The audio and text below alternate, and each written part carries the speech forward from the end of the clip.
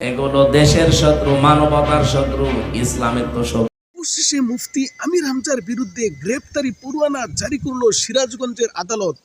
কিন্তু কেন? যিনি কুষ্টিয়ার ৩ আসনের নবনির্বাচিত এমপি, ইতিমধ্যেই তিনি বাংলাদেশের সকলের পরিচিত মুখ। ঠিক কোন বক্তব্যের কারণে, কিসের কারণে তার বিরুদ্ধে গ্রেপ্তারি পরোয়ানা? যতটুকু পত্রপত্রিকায় এসেছে তা হলো তিনি বিদ্যুৎ ও জ্বালানি মন্ত্রী ইকবাল হাসান মাহমুদ টুকুকে নিয়ে মন্তব্য করায়, অর্থাৎ নাস্তিক ইসলাম বিদ্বেষী মন্তব্য করার কারণে তার বিরুদ্ধে ২ এপ্রিল একটি মানহানিকর মামলা করে অ্যাডভোকেট। গত ২ এপ্রিল কুষ্টিয়া সদরের সংসদ সদস্য মুফতি আমির হামজার বিরুদ্ধে আমি বাদী হয়ে মানহানির মামলা করেছিলাম।